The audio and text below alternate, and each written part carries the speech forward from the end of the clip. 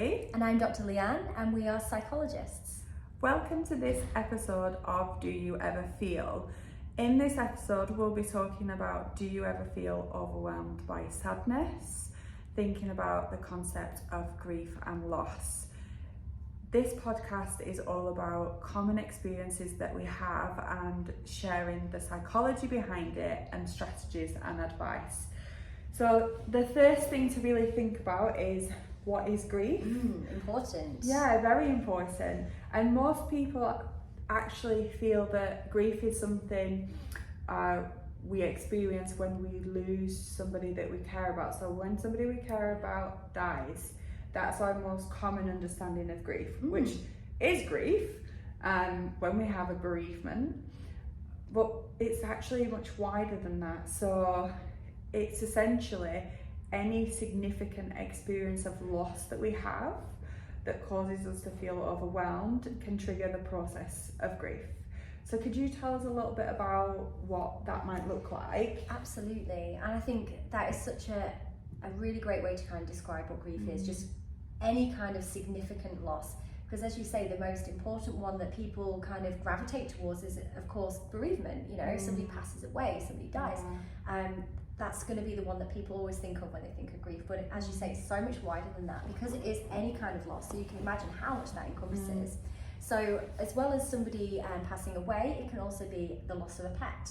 And we were chatting earlier about how so many people will say that actually they can relate so much more to animals than they do humans. So that can be just as traumatic as a response, if not more, for so many people as well.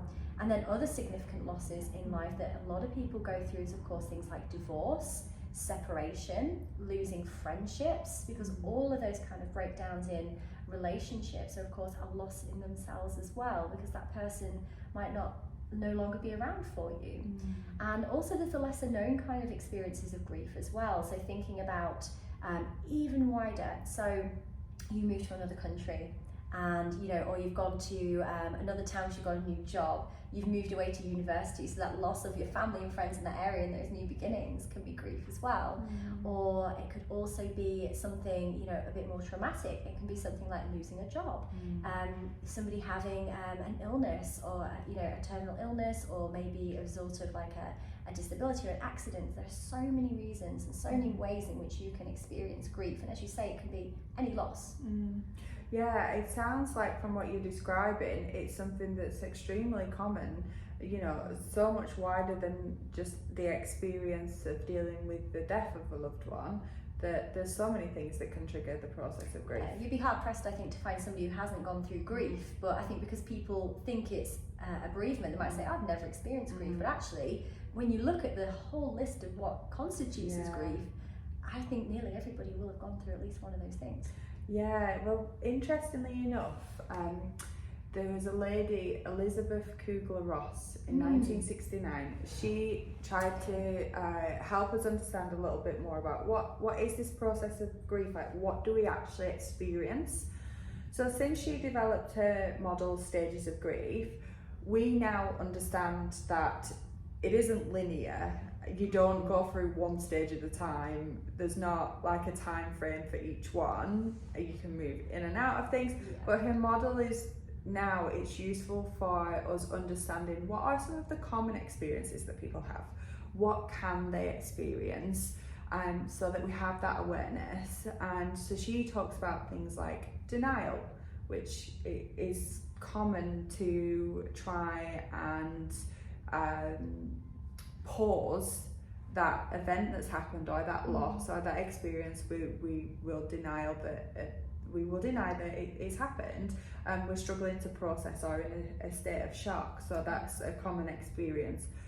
Also, feelings of anger, and we know that anger is a secondary emotion to actual much more painful raw emotions underneath, and often associated with fear as well. So we'll experience anger, which many people try to suppress. Yeah, and there's a lot of shame and guilt around that, isn't there, around like expressing anger, because socially we see that as it's not acceptable, or so sometimes we don't let people experience that, and actually it's such an important part of that process. It's like I say, it's a normal human response. Yeah. It's one of the many emotions we feel, so we can't just suppress that because it makes people feel uncomfortable. Exactly, and that's the thing. When we suppress it, it can be really harmful for us if we're not, in the longer term, if we're not letting some of what's coming up for us out. Yeah. She also talks about the experience of depression, but that's more in a sense of not a clinical diagnosis of a mental health condition, but a response to a really significant event of feeling an overwhelming feeling of sadness. It's a trauma response, isn't it? It's very normal and exactly. Bargaining. Some people will go through the what if. Well, what if I did this, and what if I did this? This wouldn't have happened, and those types of thoughts. And that rumination is really damaging as well, isn't it? Because then again, going back to what we were saying earlier about blame and guilt, and then people thinking that that's going to change things when that's not the case. No, exactly. And this is just a process sometimes that we go through when we're trying to understand this really difficult thing that's happened to us. And then she talks about acceptance, and that's not acceptance in the way of, oh, I'm now happy with what happened. Yeah. It's not an acceptance, it's okay, now I've reached acceptance, grief is finished, because it's not a prescription. These are just experiences that we can move in and out of at any time. Yeah. But it's that, okay, I understand this has happened, and now I am ready to engage with life a little bit. And so when we're talking about acceptance, it's getting back to some sense of routine and normality as much as possible. And we might feel like we're coping really well, and then all of a sudden the anger comes up again, or the feelings of depression come up again, or the bargaining. And so people can move in and out of these things. It's not linear, is it? No. And that's helpful for people to know, because if they think they're supposed to be progressing through these stages and think, am I spending too long in denial, or have I accepted this too quickly? Again, that can be damaging for them. So it's so important to know that it's not static. It just kind of, it goes up and down, and you might not even experience all of these. You might experience one or two. And so that's something to consider, that it's a very unique experience to people, but these are some of the common things that come up. And is it common as well for people to kind of have this delayed onset of kind of like grief as well, where it takes them longer than would be expected to maybe accept what has happened? Well, that is known as unresolved grief, and that's more about people not acknowledging the emotions as they come up.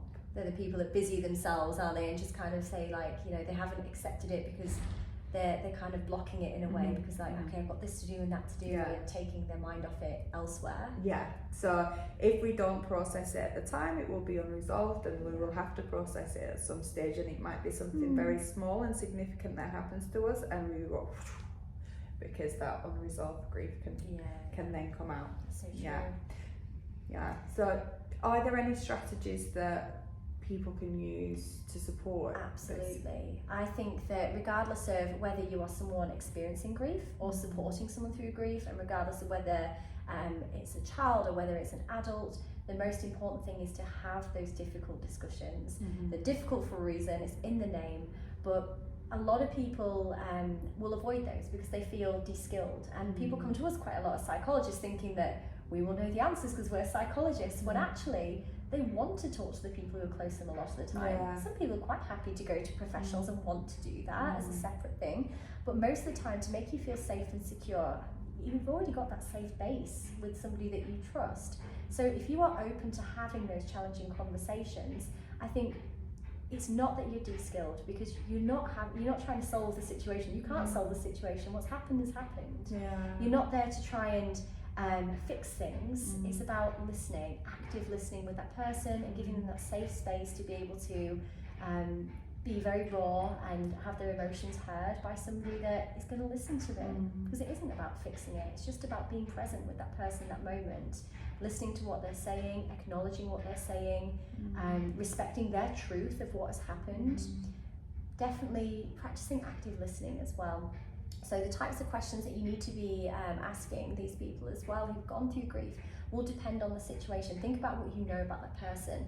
when we think about children, for example, they're not always as able to articulate themselves as adults, so you might have to ask more open questions. And the same with some adults, they might not tell you what's happening unless you ask them. Yeah. So if they're ready to kind of talk about that, if you're asking open questions, they're going to be more likely to respond to those. So just saying things like, tell me about what happened, or how are you feeling about, tell me about, what's happening for you today. Really open, really broad questions. So they're kind of leading that, and you can gauge their level of comfortability with that situation, and then just repeating back what they've said, so you know that they recognise you're listening. Making sure as well that you are asking further questions, and just kind of being that listening ear and that safe space is so important. I think the most overarching kind of theme for this kind of strategy to support people is that feeling of closeness and connecting with others.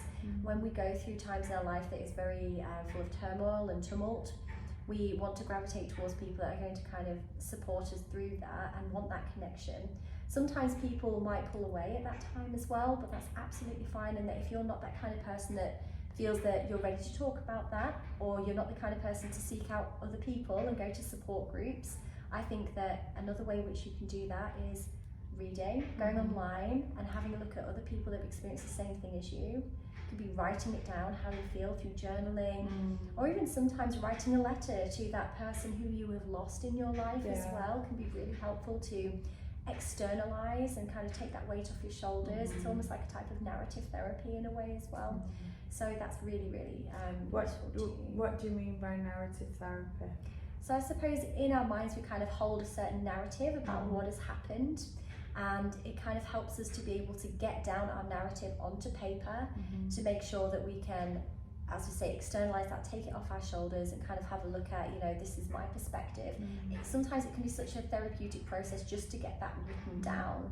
This is what we're experiencing in our narrative. So when we're saying about narrative, it's like the stories we tell ourselves. Exactly. Yeah. It can be, and everyone has their own kind of different narrative as well. So it can be therapeutic to kind of get that story down, because you don't have the narrative always of the other person. So that part is really key in that puzzle. And the second most important strategy, I would say, is what we refer to in psychology as safety and sameness. We know a lot of people find it very emotionally regulating to make sure that when there has been a massive kind of uproar in their lives, a massive upheaval, that is a huge change. And as human beings, we don't like change. No. Change is challenging, change is disruptive, and we don't like that. We like our routine, we like our structure. So when that is taken away from us, we need to make sure that places in our lives that can maintain that structure and routine are going to be our safety barrier. They're going to be emotionally regulating for us at that time. So if you are working in a school, for example, it's keeping that same routine and structure so that child knows that this is a big change that's happening in my life, but school is safe. School is the same, and I like that, I feel okay. And the same with adults as well. If you know someone in your workplace has experienced a bereavement or any kind of grief, apply that strategy. If you are used to meeting a friend for a coffee on a Sunday or going out for a drink on a Saturday, keep that routine. The same in the household as well. What would you usually be doing? Don't cause more upheaval and more change. Let's find that safety and that sameness. Yeah, that's a really important point. And I think one of the things that we find with people who are experiencing grief or loss is that you'll have some people that are great at sitting in the sadness and stay there for a very long time, which in itself becomes problematic. And then you have people that get very, very busy and distract themselves and take on every project, every task, work longer hours, and could potentially turn to coping strategies using alcohol and just any form of distraction or trying to numb some of that pain. Now, what's really helpful is to have a balance of the two of those things, aside from unhealthy coping strategies. But what we need some time to sit in the pain and acknowledge those emotions, but we don't want that time to completely deplete us and our energy and become so exhausting that we find it then difficult to pick ourselves up. So we need some time experiencing the pain, and then some time with regular routine, with the taking on different projects with distracting ourselves a little bit from what's going on, because we need that sense of normality. And when we do that, those shorter distractions are helping us then to nourish ourselves and prepare ourselves for going back into the cycle of feeling the sadness. So being able to move between those two of those things to help with continuing engagement with life, and not getting stuck in a place that feels really, really, really overwhelming. We've got to take it at our own pace, one step at a time. And so the strategy behind that is really about validating what comes up for us, and not suppressing, because we suppress emotions and then that leads to longer term health problems at times, and real strain on our emotional well-being, because we're not dealing with or validating what comes up for us. It's really important that we do that, and we still experience moments of joy. It's okay to, even when you're going through something so tough, to feel moments of happiness, and it's important that we still find time for that where we can. Because people feel guilty for that, don't they? But we still need to experience the range of emotions did before, as you say, to be healthy for our own well-being. It's crazy, isn't it, that we feel such a sense of guilt for feeling joy, like we should be feeling in a certain way, but the whole range of emotions is what's healthy. Exactly. It's a really natural human response when we experience something so overwhelming that we're like, whoa, do you know what? I don't want to deal with this now. I'm going to avoid this now, because this is so unbelievably painful, and I don't even know where to start with this. So like that it's natural for us to want to do that as humans. But no thank you, I will keep myself busy because I don't want to deal with this now. But we know that it's important to address it at our own pace. Maybe it is too much to go into it all, but we have to take it one day at a time, and in dealing with what comes up. And also in terms of bereavement and supporting children and young people, you touched upon writing a letter to the person that they've lost. And so some similar strategies are all around like how to still maintain that connection and relationship with that person, because that love's still there, that love still exists.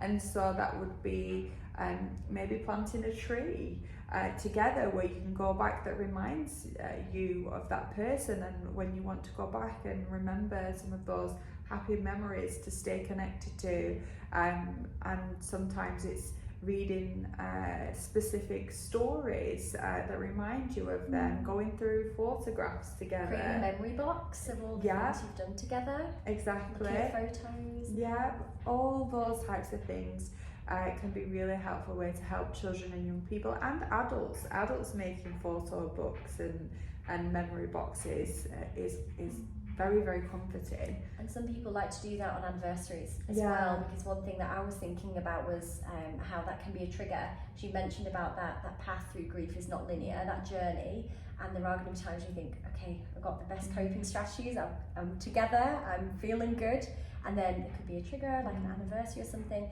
But actually that's such a nice protective factor, because if you know an anniversary is coming up, or if you have a loved one where you think, okay, I know this is happening for them, that's a really nice protective strategy to kind of prepare for that as well, in such a lovely way. So that's a really, really nice way. And I think thinking about broadening it into the wider kind of grief sphere is like, you mentioned that's perfect for bereavement. What about if there's a divorce or a loss of a friendship? To think about, like, there would have been good times in that, because once that person, was your partner, was your friend, and that they came into your life for a reason, and it's still okay to feel angry and upset and hurt about that loss, but then also be able to recognize that there were some good times, and you're allowed to celebrate that as well. So I think that's also a nice strategy to kind of look at in those ways as well.